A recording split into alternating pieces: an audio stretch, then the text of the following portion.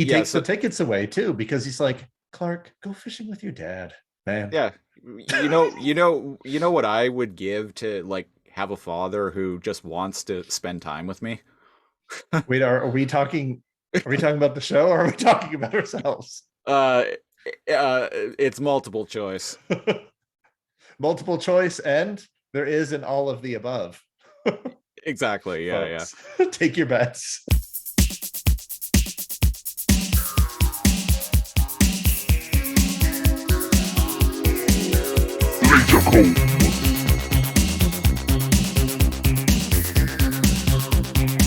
Welcome back, listeners, to another episode of the Laser Comb Podcast, your favorite podcast where two 90s kids comb through classic TV shows with a fine-tooth laser. I am one of your hosts, NeoCal, and my co-host, The Siege, is with me. Hello, The Siege. I am. I'm here. Get used to it. I'll never get used to it.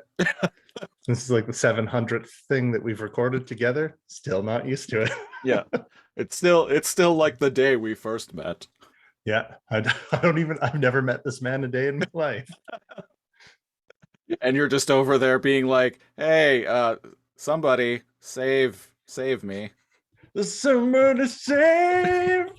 And on that note, you may be aware that we are reviewing a random episode of Smallville.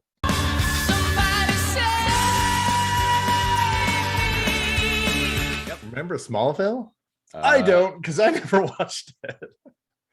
So yeah, this is where we've moved on to our next next month theme. And this month we're doing another. The theme is Patreon. Once again, this is our second Patreon themed month of Patreon sponsored shows. That's And right, which means it was handpicked yeah, by one of our patrons. the show was handpicked by one of our patrons. As always, the episode is still random. And this week we're starting off with our patron Jared. Shout out to him. His choice was Smallville. Woo! And as always, Smallville. we put it through the old random number generator and landed on episode 17 overall, which was the 17th episode of season 1. Before we get into that real quick though, speaking of Jared, want to give him a big shout out because he sent me something in the mail. I'm trying to show it on we're video. Trying, people. We're trying. Trying. Hold up. There we go. So audio listeners, the Siege is holding up a signed, to Christopher. Yep. So signed autograph. What this is a personally autographed print by the AEW Women's Champion. I think she's still Women's Champion. I don't know. I've been keeping up with AEW as of late. But AEW Women's Champion, Dr. Britt Baker, DMD. An actual practicing dentist. Believe Amazing. it or not. Can you imagine having her as your dentist? If I lived in whatever city she lived in, I would go out of my way to try and get her as my dentist, just because. Which I feel like a lot of people probably do. Oh, they must. Yeah, I just wanted to give a big shout out and express my sincerest gratitude to Jared for sending me that. That's really cool. Thank you. It means a lot. I'm gonna get that framed and put on the wall after my great move that I have coming up is complete. Mm-hmm. The great move. Yeah. Recently, he had shared some photos. They had gone to a convention. Yeah. Met a few people. Got some souvenirs. Mm-hmm. Yeah, some photos of him and his best friend with Adam Cole, another AEW wrestler who is also Britt Baker's partner. I thought you were going to be like, who is also a dentist? And I was like, oh, why there's so many dentists in the AEW? Not a dentist, but it was so random because like funny enough, the day that I got this print in the mail, I was listening once in a while. I listened to IGN's Xbox podcast, Podcast Unlocked. Mm-hmm. Been listening to it for about a decade. It's not a podcast that I like follow like regularly, but it's one of those shows that like if I run out of every other podcast and yeah, in a And you're given desperate. week, You're and desperate. I need something else to listen to, then I'll throw on the IGN Xbox podcast. But randomly, Adam Cole was guest hosting on that episode, which I'm like, that's a You didn't even go looking for that. Yeah. no, I didn't go looking for that at all. I was like, wow, that's a weird coincidence. Rad. Yeah. So, Smallville. Smallville was a show that originally premiered in October 16th of 2001. Now, the premise of on the former WB network, which ended up merging with UPN. Shout out to UPN because we were just talking about a UPN show last week in Star Trek Enterprise, and the week before in Star Trek Voyager. The WB network and UPN merged into the CW, which is a network that still exists. It's around. It's true. But Smallville premiered on the WB network, and the gist of it was, and this was actually kind of novel for TV and movies at the time. It was like an origin story about Superman, and the mandate was that it was always going to be about him before he became Superman. Mm-hmm. The mandate of the show early on was no flights, no tights.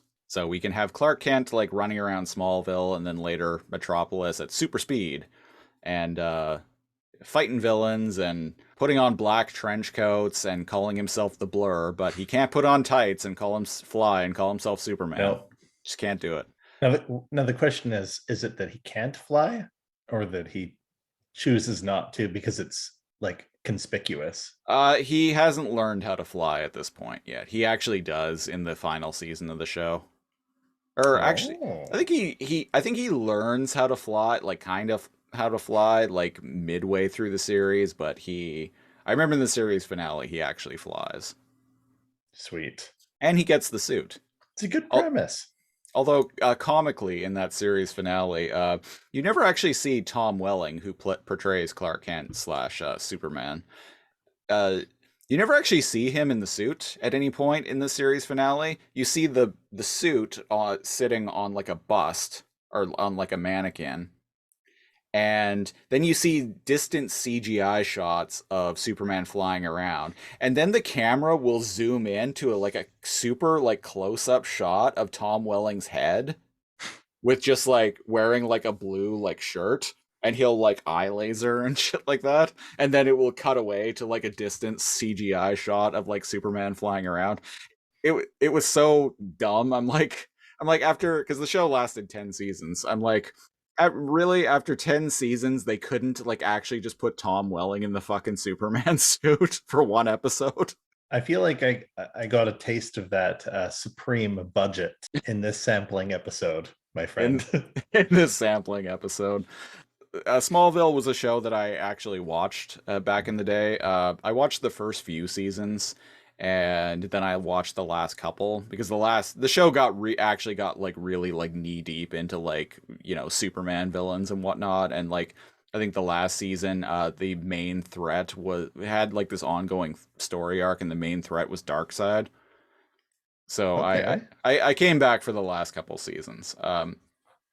I fell off of the show after I think about season 4 because, as I was just saying to someone recently, the show got a little too CW, if you know what I mean. Oh, I know what you mean. Now, I think early on the show actually, and this episode included, the show has like this kind of sweet and wholesome sentimentality to it.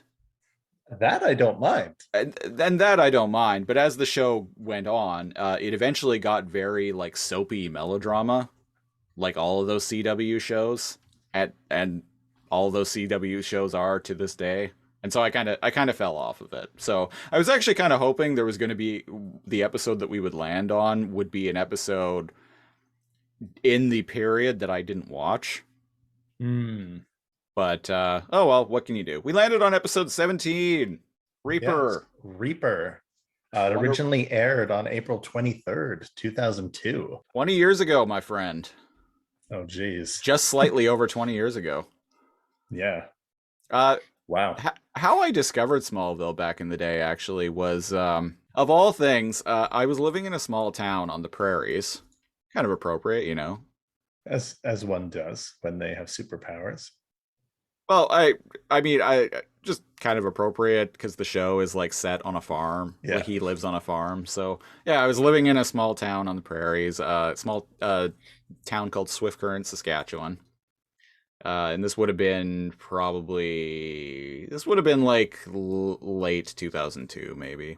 But I found it, and I was a big comic book fan, like all throughout my childhood and like into my teen years, and like I especially really like Superman. I was more of a Marvel kid, but I really liked Mm. Superman, Green Lantern, and Batman, because who doesn't like Batman? Yeah, who doesn't like Batman? Funny enough, now I'm actually way more into DC heroes. Yeah, You yeah. got marveled out. I got marveled out. Yeah, you got marveled out.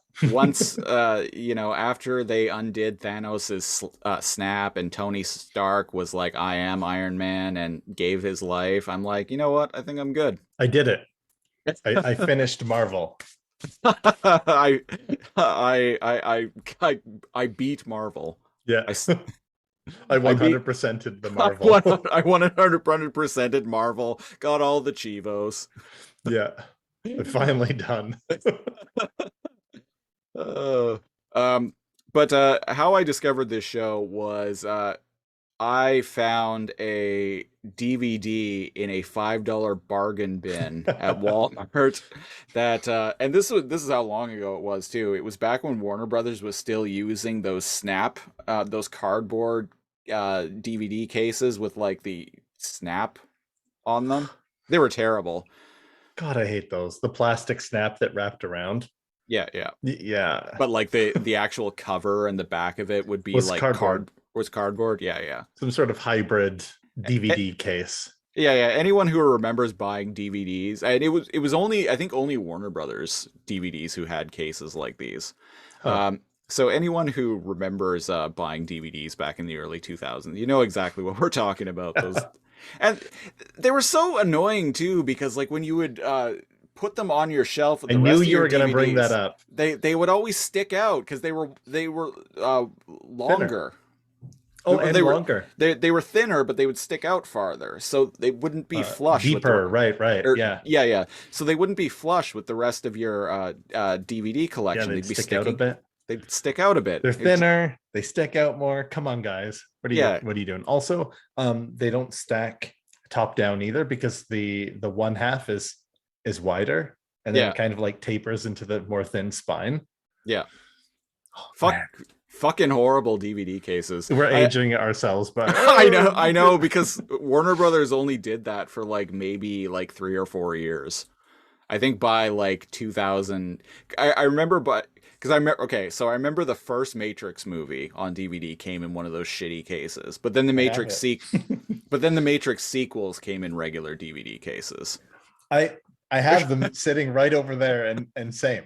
I have the first one in this weird, stupid cardboard thing, and then the other ones in normal cases. Yeah, exactly. So Warner Brothers only used these stupid fucking cases for like a little while too. But anyway, so I got this like random DVD in one of these stupid fucking DVD cases from a bargain bin at Walmart in Swift Current, Saskatchewan back in like 2002, and it had the first two episodes of Smallville on it.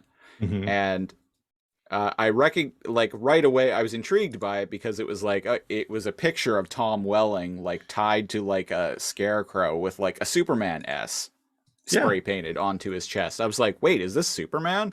And so I read the back and it's like, oh, like witness the early days of Clark Kent. And I'm like, oh, hey, cool. $5. Right. Let's do it. And I ended up getting into the show that way. Rad. Yeah. That's a good origin story. Yeah, not terribly pertinent to anything, but like I like to, if you listen to any podcasts that we do for any length of time, I like to share stories about how I discover things. Yeah. Uh we seem to have lost Cal on audio, folks. Well, the Uh wire and oh, check. there we go. He's back. Yeah, I Guess who's back? unplugged my mic. I've never done that before. Usually I just mute it and then forget. Aha. I'm Heck, amazed that I didn't have to unplug the USB, plug it back in, restart my computer. right. Uh, Um, then I'm just over here like vamping for like 5 minutes. yeah. That's how it works. From one to we never do multiple takes. You just go. It's like that scene from Wayne's World when Wayne just ditches the show and Garth is by himself. I'm having a wonderful time. Or what does he say? Uh, some Can't podcasts remember. I listen to will actually just do that. If like one of the hosts, if one or multiple hosts have to like fuck off for a while, like they won't edit it out. Like they'll just leave it, and then like the one dude who's left over is kind of just being like, yeah, so what I was saying was, like it's really great that like blah blah blah, and we really enjoy, yeah, your listenership, and I'm like, if you enjoy our listenership so much, just cut that fucking shit out. Well, that's too much work, man. I know, and I'm these are having a wonderful time. I know, Not. I know, and these are podcasters who are like way bigger than us, who have like way bigger audiences than us, so they can get away with like the like very minimal amount of effort. How dare they? How dare How they? But dare they be famous before they start a podcast? right. Bastards. But see, I take pride in the work that we do, though. So even if we were big, then I still would still put a lot of effort into the Just production show up aspect of in it. a wife beater, fucking mustard stains, belch on the camera. How's it going, fuckers? Fucking can of Bud Light in hand. I'm just like half describing me right now. Yeehaw! Yeehaw. Oh, what was I Eh, even gonna say? If anybody's what's my experience with Smallville? My friends' moms liked it, and whenever I would see it playing, it felt very CW. yeah, that, as I was saying, the And show I'd be gets like, "Oh, very cool! Is this CW about eventually. Superman?" And I'd sit down for 10 minutes and be like, "Nah, I don't know Uh, what I watched, but that ain't Superman's." yeah, yeah. Like I was saying earlier, like the show is kind of sweet and sentimental and hopeful in the early seasons, and then it just gets like way too soapy and CW as it goes on. So I felt Oh, I this fell episode off a bit. wasn't soapy and CW. No, Damn. not to the extent that the show gets. Yeah, this episode, this Yeah. I I had mentioned to Cal off air that I have things to say about this episode, but also don't have a lot to say about this episode. But I want to, for Jared's sake, I want to give this a fair shake. The episode opens with this dude. I think his name was Tyler. Goes into a hospital, and his mom there is dying, and his mom is like, I Life want you. is pain. Please kill me. And like any reasonable son, he's like, "You got it, mom." So he puts a pillow over. Well, and she like does the like very like shitty thing of being like, if you Guilt love trips me, him. if you love me, you'll do it. And so he puts the pillow over her face, and she's like, "Yes, dear, kill mommy now." And when I scream and start kicking and flailing and begging for my life, don't take the pillow off. Don't take the pillow off, or you'll have to go without supper. That's such a that's such a trope, the pillow suffocating people. Can you really? I mean, Uh, it's such a trope that I've assumed it must be true, but I mean, it seems like you could just turn your head sideways. I think if the pillow is dense enough and you're strong enough and hold it on them long enough, then yes. But also, doing that in a hospital room, they'll probably do an autopsy on her and be able to tell that she died of suffocation. So it's kind of, Or, in this case, a police officer just walks into the room mid kill or post kill. so James Sunderland, this guy is not. No, Yeah, yeah. So the rare and elusive Silent Hill. reference we're pulling in here, folks. Yeah, spoilers for a 21-year-old game, but James Sunderland killed his wife in the exact same manner by How dare you spoil? by suffocating her with a pillow on her in a hospital bed. Anyway, so the nurse is like, "Oh God, what are you doing?" and grabs like a cop, and Who was just outside who's just the room outside. for Uh, as cops. Apparently, this old dying decrepit old lady was important enough that she needed an armed detail. Not only that, this guy's like here way after visiting hours. Yeah.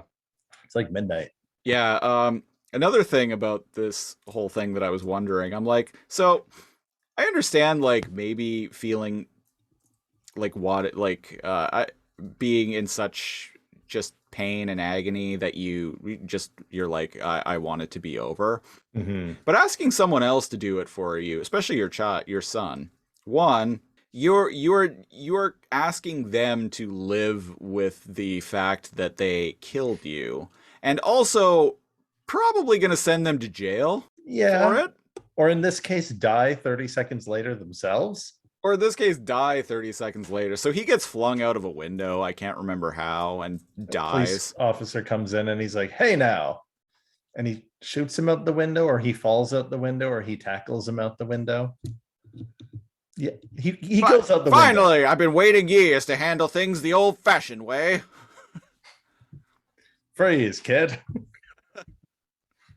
He's got a gun. No, he's got a gun. No due process for you, Sonny. And I guess he falls out the window, but I can read between the lines. There are meteorite fragments. Well, yeah, we see he just randomly had and this episode doesn't even try to bother to explain it, but he had a bracelet that had a kryptonite fragment in it. So a plot point. Did he know it was kryptonite? No, I doubt it. But a plot point in this show, especially in the early episodes, was there would usually be a monster of the week who would get their superpowers from crashed meteorites during this big like meteor shower that happened when Clark's ship crashed in Kansas. It's not a bad setup for a show, really. Yeah, I was gonna say actually, I pieced it together. Yeah, and okay, it makes sense because all the debris and everything from his home world, went with him to Earth. Yeah, like I said, and using that as like a plot device for giving people weird abilities to give people different monster of the week to fight. Yeah. Essentially, it's not a bad setup for a show. Mm-hmm. Anyway, so this guy just happens to have a bracelet that has one of this meteorite fragment on it, and we cut to the morgue. He's he dead. Yeah, he's dead. He's very dead. The coroner is about to do an autopsy on him. The coroner like takes this bracelet off of him, and the gem in it just breaks and sticks into the dude's skin. It's like it would have made sense if it had broke when he fell out of the window, but I guess it. Also, I feel like they would have taken this thing off of him already since they've already like stripped him down. But it needs to make a point. Yeah. Of showing you, dear dumb viewer. So the coroner is about to he gets out a saw and is about to do his like big like Y incision or whatever, and the guy springs back to life and like grabs him, and we see, and this just screams like budget right here. There's a shot of behind a curtain. You see, and it's just illuminated by silhouettes, by light. And you see the guy, Tyler, like grab the coroner's arm, and he just like turns to, falls away to dust. I actually kind of like that use of no budget. Yeah, like showing just the silhouette on like a room divider. I don't know where these room dividers come from, but I mean, it's better than some of the CGI later in the episode. That's what I mean. I kind of prefer, I think it would be funnier and more entertaining if every single time somebody was disintegrated by this guy, there was just a room like divider, like a paper room divider with like the silhouette of them. Or it's just like a different, like contrived thing in every scene, like the like a frosted window. Frosted window from like a view from outside, Yeah, yeah, right? yeah. That sort of thing. I would Um, have liked that. But no, we got top-notch CGI coming instead. we got top-notch CGI coming instead. So he fucks off, and then we get to meet Clark Kent and his adoptive mother Martha, who gotta say, kind of a MILF. I was kind of digging it. Interestingly enough, I think the actress who played her actually was in the Christopher Reeve Superman movie as Lana Lang. Oh, Yeah, she's Lana. Superman sh- adjacent. She's a Superman veteran. Hmm. So they're delivering like produce to this like Meals on Wheels type thing, and who should happen to be working at this Meals on Wheels thing but our buddy Tyler, who is we learn very quickly in the episode is basically just Rogue from X-Men, except he's also dead. He drains the life force out of people until they die. Oh, I wasn't thinking of Rogue because she steals powers. I was just thinking of like Well, she steals life force. Period. If she you have can technically kill them, I guess. and that's a plot point even in some of the movies is that she Yeah. has like almost or has killed people by doing that. But this But guy, he just ashes them. well, He's like Thanos, but he's got the Midas touch. he does drain their life force out of them though, and Clark even mentions that later in the episode. Hmm. Oh yeah, that's true. It just happens so fast that Yeah. doesn't Uh, seem like they could pull away and really do much about it. so yeah, Tyler's working at this Meals on Wheels thing, and him and Martha and Clark go to deliver food to this old lady, and Tyler immediately starts like the wheels start turning, and he is like, "Oh, she's old and suffering. I'm going to He's really drain her." charming. He's really Yeah, like nice. He's like gives her flowers. yeah. Actually, you And know he's who? like, watch and learn, Clark. This is how you flirt with old women. Actually, you know what else he kind of reminds me of is the Wraith from Stargate Atlantis. Who? Tyler. Who? I know it a little bit, but not enough to make the comparison. The Wraith and Stargate Atlantis are basically soul vampires. Right. They're cool. They're a neat race of villains. Eventually, we're gonna have to cover Stargate on this podcast because I talk about it so much. Mm-hmm. It's Uh, coming. Later on, like Tyler is like, "Oh, I can relieve your pain. Let me Right. He do comes that." and visits her in the middle of the night. Yeah, not creepy at all. Yeah. Oh, I can relieve your pain. Let me relieve your pain, and he like he wraiths her too, Mm-hmm. or rogues her, if you will. Ashes. He makes her turn into ashes. Ash to Which ash, dust to dust, fade to black. Fortune, fame, mirror vein, gone insane. yeah, and then he plays that, but which is weird because no one else is there. He just killed them. It'd Yeah. be kind of great if he okay, so I'm just gonna address it. This episode is painfully boring and the villain is boring. Um Um. I want I don't have a problem with the episode structure. And I think the B plot is better. I was actually gonna bring that up because I was gonna say we can kind of just blow through most of this because Oh yeah, yeah. the villain of the week stuff is like really boring and dull and actually ends in a way that made me burst out laughing. There's a bunch of bullshit involving him. He like kills a bunch of people. He like He's he eventually found out, and the gang is like, hey, there's spontaneous human combustion. See? All these people are being found like killed, including a dog. including a dog. And then we find out he can also do it to produce too later on. But there's this like there's this subplot involving this character named Whitney who I got to be perfectly honest, I forgot this character even existed in this show. Who's He's Whitney this again? he's this like football jock dude who I think is dating Lana, Right, who is dating right. Lana And he's Lang. emo, and they're having like problems, or His dad is sick, and he's all like, I don't want to see my dad that way. And Lana like tries to get Clark to go and talk him into going and visiting him. And Tyler is like, oh, I can fix this pain. I can fix the pain he's in by I can end things for his father. So Tyler gets this weird like boner for like wanting to kill this dude's dad.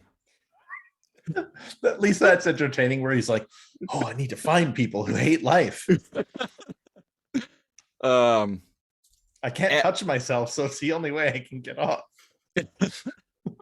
we'll get to that very Yeah, yeah, shortly. okay. Um, and Clark ends up stopping him, and he gets him to back down eventually because he's like, "Oh, hey, your mom lived," and Tyler is all like, "Oh, And he's um, like, "Yeah, she's alive, dude."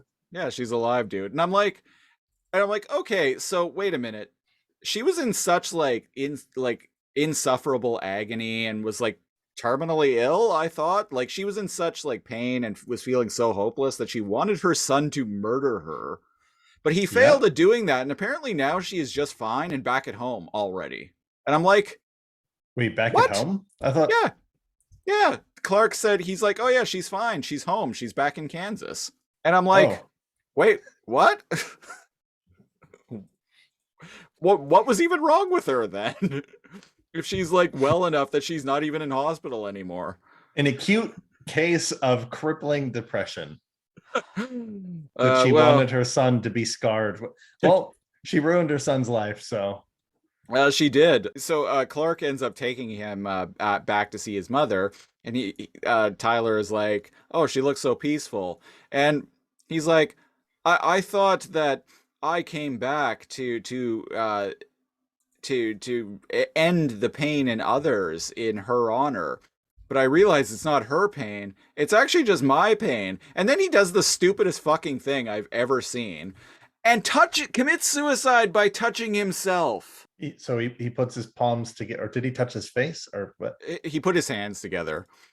And I'm And then like, he ashes himself. he ashes it. I'm By like, the way, beside his sleeping mom. beside his sleeping mom. And I'm like, how is this guy avoided touching himself all this time? Because it's not And a thing was that. it only hand to hand? Well, It would have been 30 seconds in, and I would have been like, "Oh shit!" I would have. Exactly. It's not even a thing where it's like, oh, he can just choose to do it. We saw earlier in the episode that he like just He does it by touched. accident. Yeah, he does it by accident. So he doesn't really have any control over this ability. And so he ashes himself by touching himself. That is I fucking like that. That's the problem that you have, but I have a problem with how corny the acting was. I didn't have a problem with others. I had a problem with myself. And I'm uh like, okay, dude.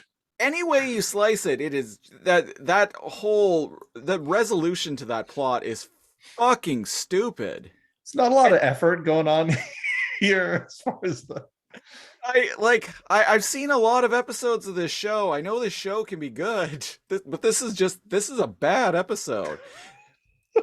The monster of the week bit is bad. I actually like the B plot that's going on. Yeah, I thought there was a good amount of relationship development, particularly with Clark's dad Yeah, and Jonathan. Lex. Like Yeah, so they kind of, yeah. So at the beginning of the episode, a big wig comes around to to I interview the dad.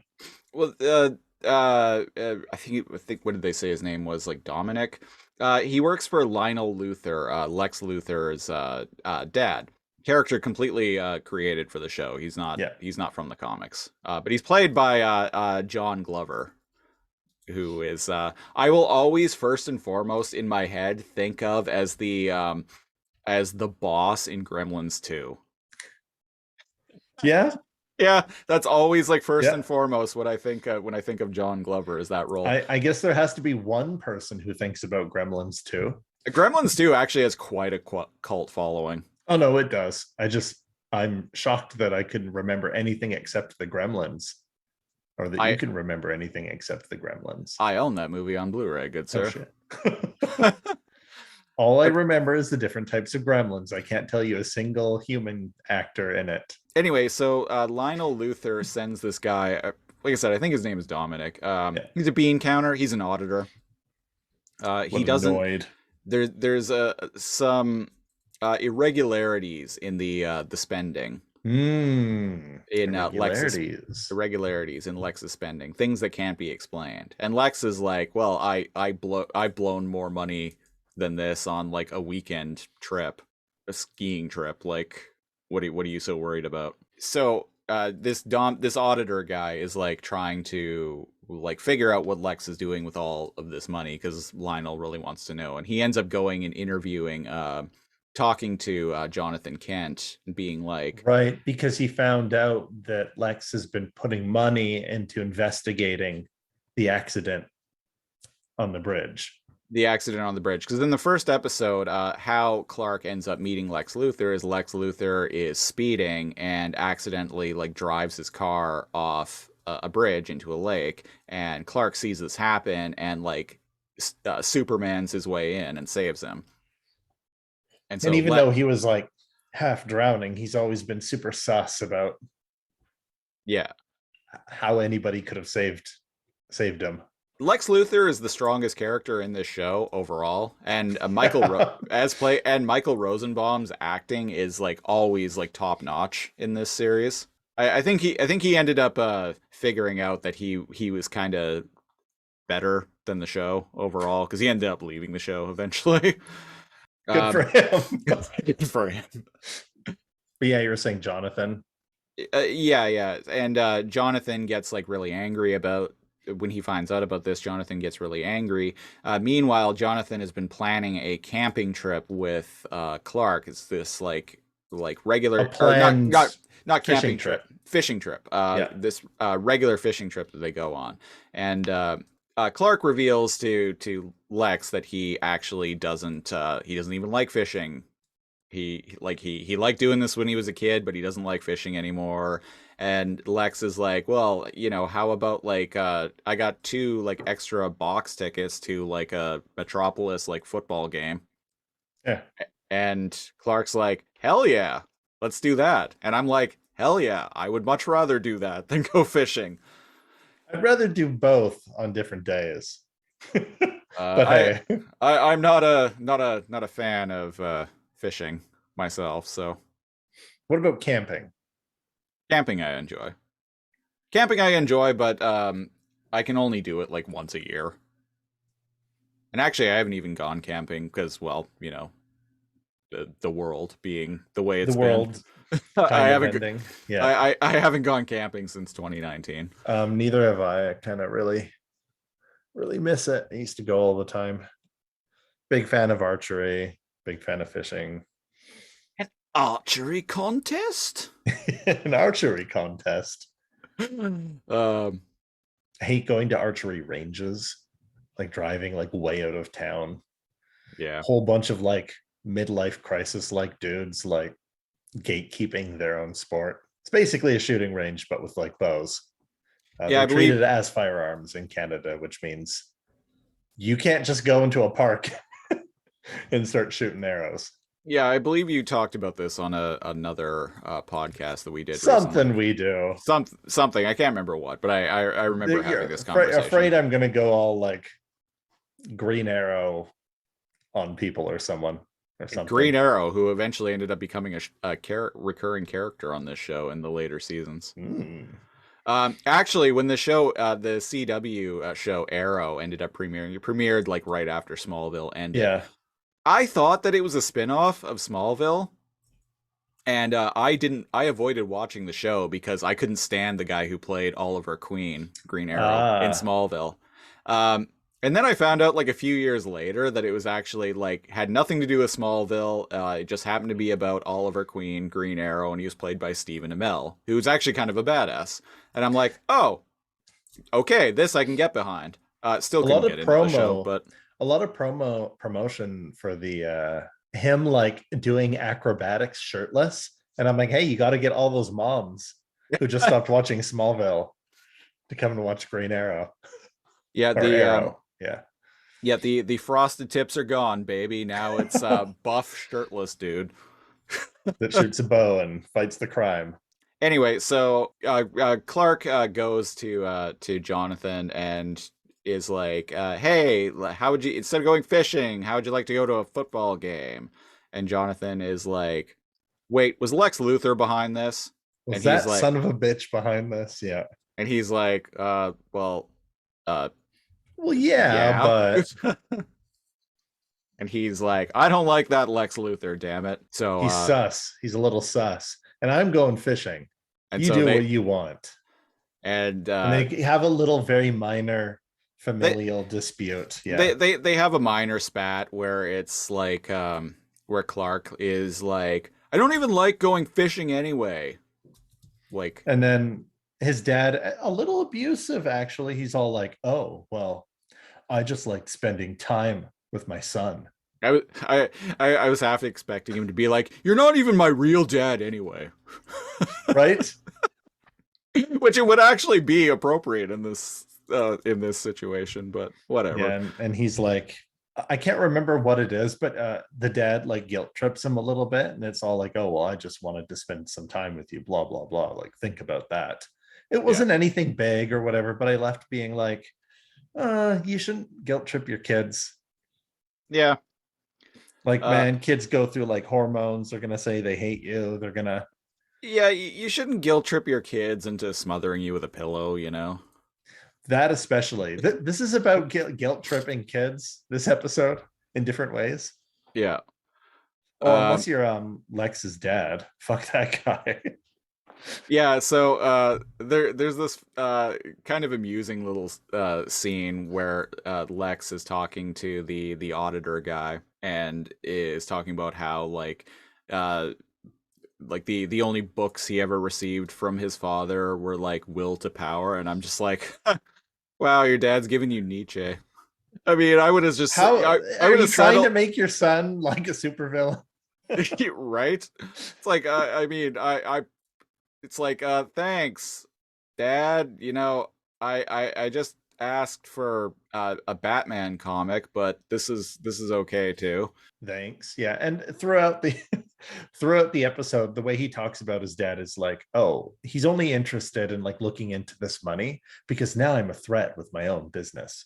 Yeah, yeah, and he lets he spills the beans to Dominic that he knows what he's up to, and or That Lex himself is being yeah, looked into. yeah. That the whole point of this audit wasn't really like because Lionel Luthor cares about where the money go, like what he does with the money. He's like uh, trying to undermine him essentially because he wants to.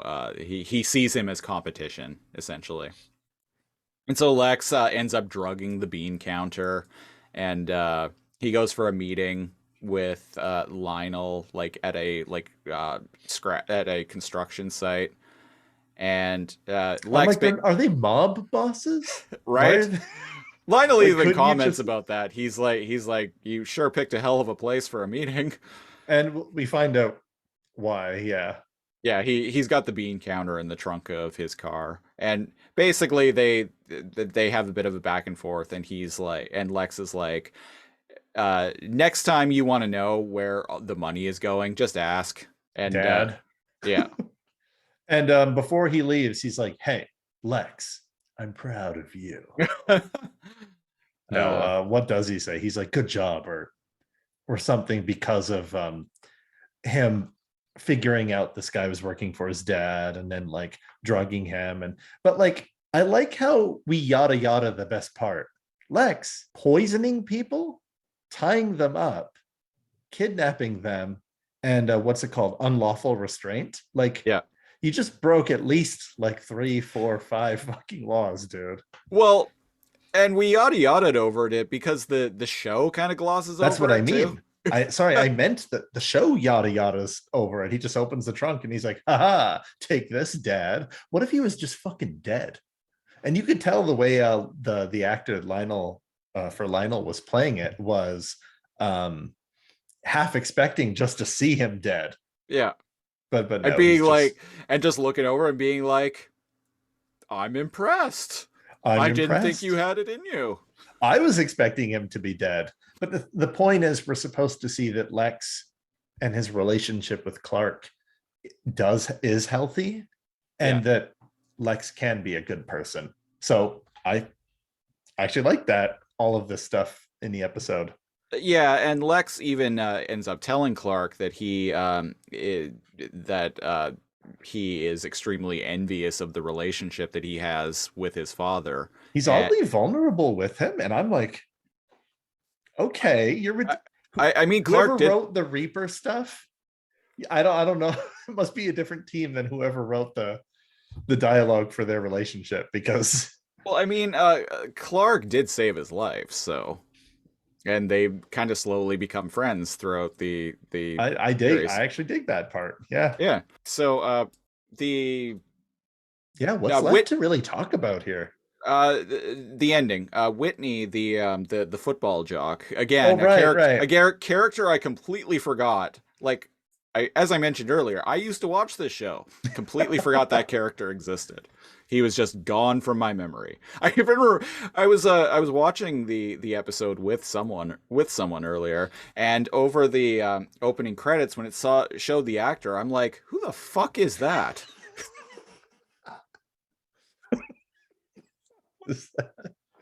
Uh, Legit, I was like, who the fuck is that? if I had to guess, maybe that guy was one of Clark's bullies at the beginning of He must have the been a season. character. He must have been a character that exited the series rather quickly, Mm. probably after like a season or two. I just legit don't remember him. Anyway, so he has the metrop. I think the Metropolis football team is like doing practice with the high school team, because Lex pulled some strings, and like the Right. Whitney and his like football jock dad. His dad is like recovering. He's like in a wheelchair, but he's recovering. He's on the field watching, and I actually like I like this scene. yeah, yeah, and Jonathan even says to Lex, he's like, how did you do that? And he's like, well, it pays to like have friends in high places who own the team, And he's like, that's a really nice thing you did. And uh, Lex is like, well, it's because I think also Lex like paid for his medical bills and everything too. There were, yeah, he does good stuff. And uh, Lex tells Jonathan, he's like, so the thing with looking into you and your family, I just want you to know that I put an end to all of that. And he's like, oh, well, why did you do it to begin with? And he's like, well, what happened at the bridge just seemed like a miracle. And like, have you ever just wondered? Have you ever wanted to know why a miracle happened? And I needed to Jonathan's know. like, yeah. And Jonathan's like, no, sometimes it's best to just let let miracles be miracles. Let it just be. And oh, that little exchange in dialogue, those two lines, like, haven't you ever like needed to know like why something happens, why a miracle happened? Yeah. And Jonathan replying, no, I don't I'm need just, to know. I'm just a simple farmer, man. I'm just a simple farmer who accepts miracles when they're given to him. Yeah. That is I basically what really he liked says. that exchange. That's just kind of good. I don't know. I think that's good life advice. And there's a little bit of dialogue between Clark and Jonathan where to like heavily paraphrase we basically find out that they are planning on going on this fishing trip. Exactly. This is not happening on the same day. Yeah. And he's like, oh, And well, you don't have to go, son, blah, blah, blah. And he's like, oh, I might not think fishing is great, but I mean, I still like hanging out with my dad. yeah, and Jonathan mentions, he's like, Clark, it was never about the fishing. It was just about spending time together. I that's corny. There's cheese, and but you know what? Like I'm actually here. for the wholesome stuff. I love that, man. See, that's what I mean. Like, this is at a point when Smallville was still, for the most part, still like kind of sweet and sentimental, and it has this like hopeful sentimentality to it. Then as the show, and again, as I've mentioned a couple of times now, I fell off because the show just very eventually just got very like CW, like soapy, like teen melodrama. See, I thought this was soapy teen melodrama, but in a digestible amount. So you saying that it gets worse is hard for me to even fathom. Maybe it's good we didn't land on one of those like middle season episodes that I missed out on. This whole episode could have just been about like Lex, Clark, Jonathan, and it might Yeah, have it might have been yeah. better. This episode didn't need the monster of the week, and If he wasn't so like woefully boring, I, I would be for it. You know, play Don't Fear the Reaper in the background, right? Make him more edgy. Like when he comes back from the spend like half the episode's budget on getting Don't Fear the Reaper for the episode. half the episode's budget, like the season's budget. Come on. But like have him be like the Crow, like make him like turn him into a goth, or like give him a trench coat and make it raining and he's just staring at the old folks home in the rain and he's like, I'm here to end your suffering. Like go up on the edginess, like just make that go to the max. But instead you just kind of get like a boring dude who likes flirting with old ladies but also killing them. Yeah, put him in a trench coat and like have him in like dark makeup, make his hair like longer mysteriously for some reason. Mysteriously longer. It's have, raining like, all the time. It's raining all the time. Have like Stigmata by Ministry playing. Probably would have been cheaper to get the rights to play. Undoubtedly, yeah. Where's that episode? Or have like Orgy's cover of Blue Monday. You know what? I was actually thinking about that. As he goes to like touch someone, it's like, how does it feel? How should I feel to treat me like ash. You do? I actually, not gonna lie, I actually really like that version. I unironically like that song. Yeah. I like Orgy's late 90s, like industrial-ish cover of Blue Monday. And that, you know what? That's how I'll remember the episode. All right. A character like the Crow coming in, flirting with and killing old women. Well, we just watched you just caught a random episode of Smallville, Cal. Would you tune in next week? I'm sorry, my dude. All right.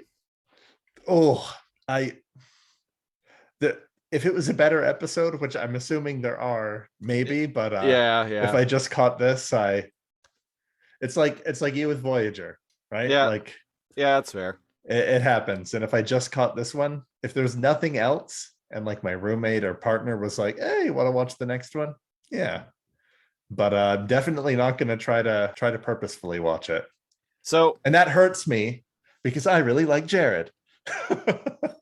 Yes, we don't mean no offense to Jared on this, but I also I'm kind of in the middle. I really like the stuff with Lex and Clark and Jonathan. I like everything but the Monster of the Week plot. That's the thing. If it was just all that familial like drama, I'd actually kind of like it more.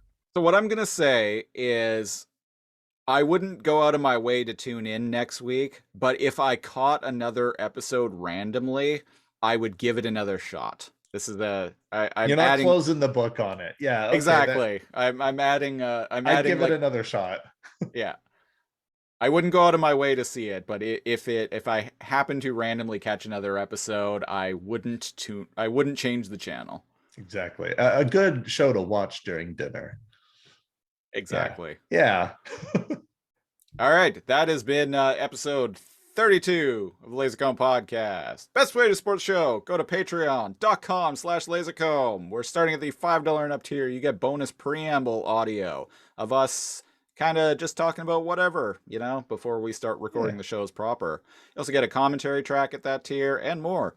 At the $10 tier, you get our news and current events program, Lasercomb Tonight. And I mentioned this is Patreon month 2, Electric Boogaloo.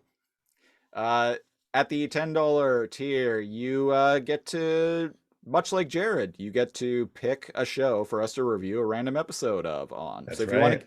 you want to get in on that, go to patreon.com/lasercomb. Follow us on Facebook, facebook.com/lasercomb, LAZORCOMB, or you can follow me on Twitter at lasercomb. Cal, you are at? And I'm on the Twitter too, at NeoCal, NEO_KAL.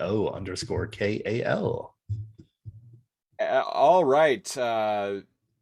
We will be back next week with our patron, Cone Killer, our patron and longtime listener, Cone Killer Confusor. His pick. I don't know this, by the way. I'm just learning this now. All right, lay it on me. His pick is interesting because what he went with was the 2011 reboot of Thundercats. Now, this is especially interesting because I have never seen this reboot, nor have I seen the original Thundercats cartoon. So I am truly going into this completely fresh.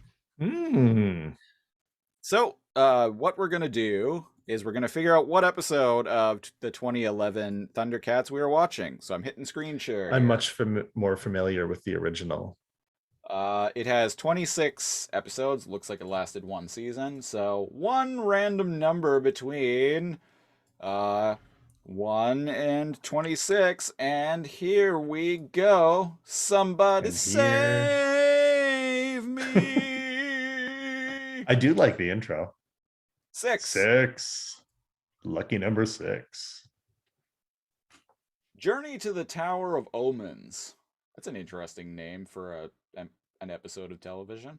Wow, no kidding. Journey to the Tower of Omens? All right. Well, I like that there's a character named Lion-O. I think Lion-O is the main dude, is like the leader of the Thundercats. All right. Lion-O Jr. That seems like a good way to go out on. I've been one of your hosts, The Siege. And I'm your other host, NeoCal. And thanks for listening. We'll catch you next week. Take a trip to another dimension.